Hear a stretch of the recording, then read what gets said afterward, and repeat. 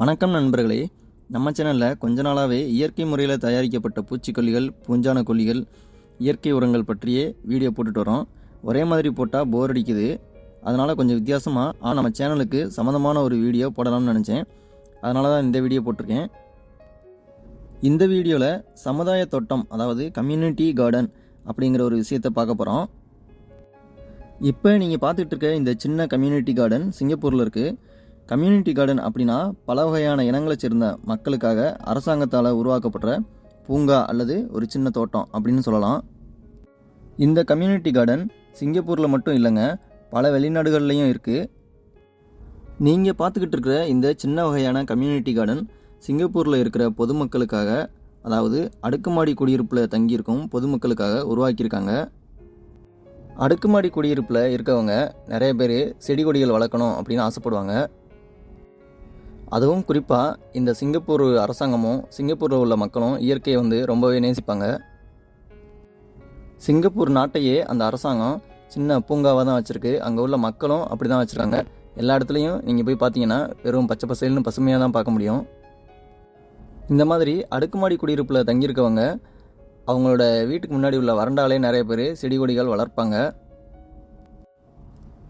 ஆனால் சில பேருக்கு அந்த வாய்ப்பு கிடைக்காம போகலாம். ஏன்னா அந்த இடப்பற்றாக்குறை இருக்கும், அல்லது அந்த சூரிய வெளிச்சம் படாத மாதிரி அந்த வறண்டா இருக்கும். அதனால் அவங்களால அங்கே செடிகளை கொடிகளையும் வளர்க்க முடியாது.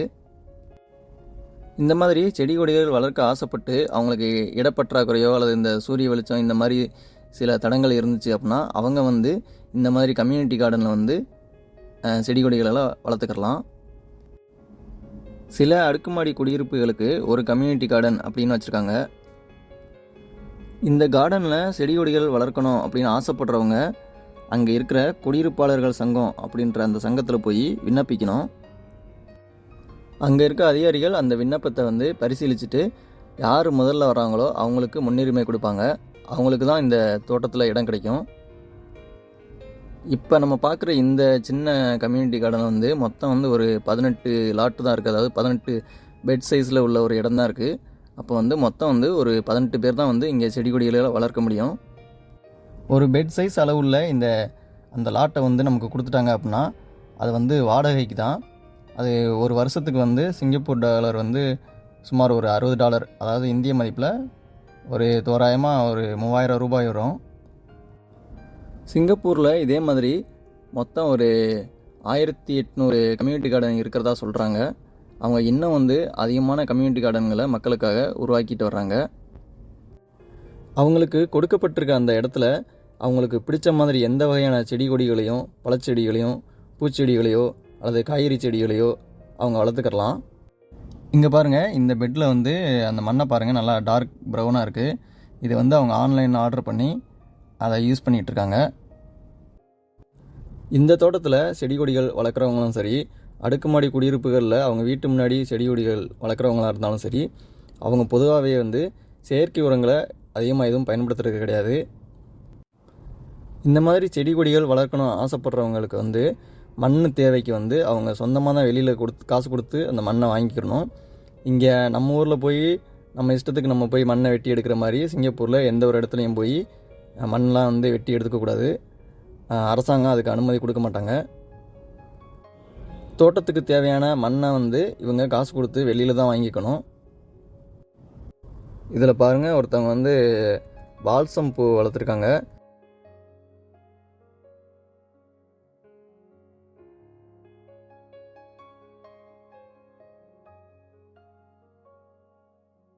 இது மிளகாய் செடி. அந்த இலைகள்லாம் சுருண்டுருச்சு, வைரஸ் நோய் தாக்கியிருக்கு. உங்களுக்கு ஒரு சந்தேகம் வரலாம், சரி இந்த மாதிரி பொது இடத்துல தோட்டம் வச்சு அவங்க இந்த செடி கொடிகளை வளர்க்குறாங்க, சரி தண்ணிக்கு எப்படி எங்கே போவாங்க, எப்படி பாய்ச்சுவாங்க அப்படின்ற ஒரு சந்தேகம் உங்களுக்கு வரலாம். இங்கே பார்த்தீங்களா, ஒரு பூச்சி உட்காந்துட்டுருக்கு.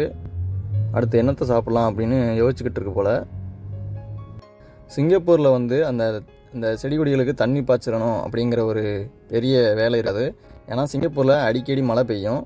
அதனால் அந்த தண்ணி பாய்ச்சிற அந்த வேலை ரொம்ப ரொம்ப கம்மி தான். அதுக்கு மேலே ரொம்ப காஞ்சி போயிடுற மாதிரி இருக்குன்னா அவங்க வீட்டில் இருந்தால் பிடிச்சிட்டு இந்த மாதிரி அதை யூஸ் பண்ணிக்கணும். இங்கே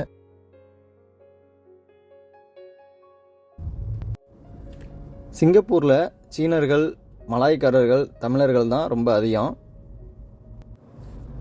இங்கே பாருங்கள், ஒரு தக்காளி செடி எவ்வளோ உயரமாக வளர்ந்துருக்கு அப்படின்னு. நான் நின்றுட்டுருக்கேன், அது என்னைய விட உயரமாக இருக்குது. இந்த செடி கிட்டத்தட்ட எப்படியும் ஒரு 6 அடியாச்சும் இருக்கும். ஆனால் இப்போ தான் பூவே பூக்க ஆரம்பிச்சிருக்கு. இது என்ன வகையான தக்காளி அப்படின்னு தெரியல. இது தக்காளி செடியா அல்லது தக்காளி மரமா அப்படிங்கிறதே சந்தேகமாக தான் இருக்குது. இங்கே பாருங்கள், என்ன செடியெல்லாம் இந்த தொட்டியில் வச்சு வளர்க்குறாங்கன்னு பாருங்கள். இது வந்து உளுந்து செடி. இந்த செடியை பாருங்கள், கீழா நெல்லி மாதிரி இருக்குது. இன்னொன்று வந்து புதினா.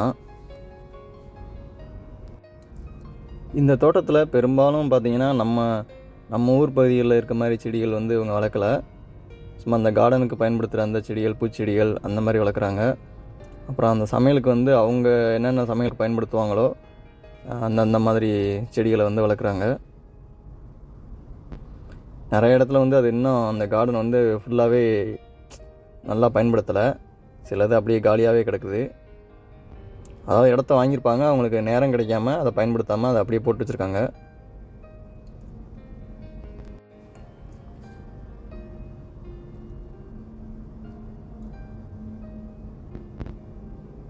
இதெல்லாம் ஏதோ சோளம் மாதிரி இருக்குது. இன்னும் எதுவும் காய்க்க ஆரம்பிக்கலை. இதில் ஒன்று பாருங்கள், நல்லா கவனிங்க. அந்த செடிகளை சுற்றி வந்து அந்த அடுப்பு கறி போட்டிருக்காங்க பாருங்கள். அடுப்பு கறி, அந்த காஞ்ச இலைகள்லாம் வந்து தூரில் போட்டிருக்காங்க. இங்கே நிறைய இடத்துல வந்து இந்த மாதிரி தான் அந்த இயற்கை உரங்களை தான் பயன்படுத்த பார்ப்பாங்க. ஏன்னா இதெல்லாம் வந்து மக்கி நல்ல ஒரு உரமாக மாறிடும். அந்த அடுப்பு கறி எதுக்குன்னா, அது வந்து கரிம பொருளை வந்து அதிகமாக்கும். அதாவது கார்பன் கண்டென்ட்டை வந்து மண்ணில் வந்து அதிகப்படுத்தும். அந்த கார்பன் அதிகமாக இருந்தால் தான் அந்த மண் வந்து நல்ல வளமான மண்ணாக மாறும். அதுக்காக தான் அவங்க அந்த மாதிரி பண்ணுறாங்க. நம்ம ஊரில் சாம்பல் போடுறோம்ல, அந்த ஒரு மாதிரி தான் இதுவும். நம்ம பார்த்த இந்த தோட்டத்திலேயே நல்லா காய்ச்சிருக்குது அப்படின்னா அது இந்த பாகற்காய் கொடி தான். பாருங்கள் எவ்வளோ அழகாக நல்லா காய்ச்சி தொங்குது அப்படின்னு. நல்லா எந்த ஒரு பூச்சியும் அது மாதிரி எதுவுமே இல்லாமல் நல்லா பளபளன்னு நல்லா அழகாக இருக்குது பார்க்க. எவ்வளோ காய் காய்ச்சிருக்குன்னு பாருங்கள்.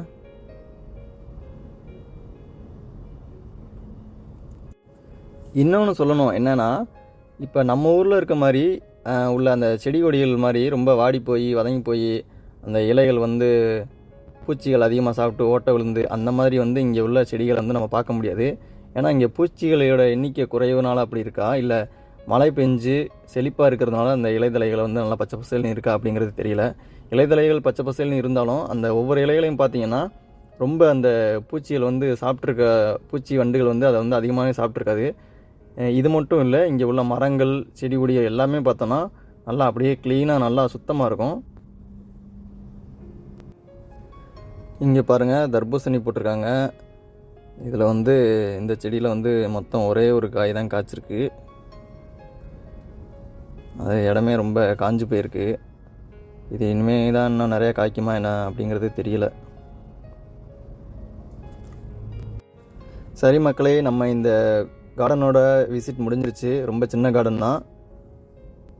நம்ம ஊரில் சென்னை போன்ற பெரிய பெரிய ஊர்களில் இருக்கவங்களும் நீங்களும் இதே மாதிரி முயற்சி செஞ்சு பார்க்கலாம். இந்த வீடியோ பிடிச்சிருந்தால் லைக் பண்ணுங்கள், ஷேர் பண்ணுங்கள். வீடியோ பற்றின கமெண்ட்ஸை கமெண்ட் பாக்ஸில் டைப் பண்ணுங்கள்.